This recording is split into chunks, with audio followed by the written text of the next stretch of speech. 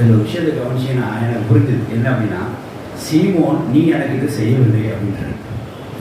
நான் வந்த நேரம் வந்து நீ காலனுக்கு தண்ணீர் தரவில்லை அப்படின்றாரு. அடுத்தன இவன் எனக்கு செய்தான் இருக்க. இப்போ என்ன காரியம் நீங்கள் புரிஞ்சுக்கோங்க, இயேசு கிறிஸ்து யார் செஞ்சா யார் செய்யலைங்கிறத பார்க்குறாரு.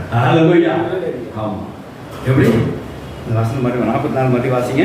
சீக்கிரமாக திரும்பி சீமோனை நோக்கி, இந்த ஸ்திரியை பார்க்கிறாயே, நான் வீட்டில் பிரவேசித்து என் கால்களுக்கு தண்ணீர் தரவில்லை. அப்போ அவர் எதிர்பார்த்துருக்கிறார்.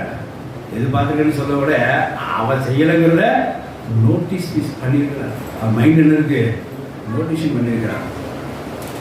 இவ்வளோ என்ன செய்தார், என் கால்களுக்கு நீ இவ்வளோ கண்ணீரினால் என் கால் எடுத்து தலைமையில் அவளை துடைத்தார். இதையும் நோட்டீஸ் பண்ணியிருக்கிறார்.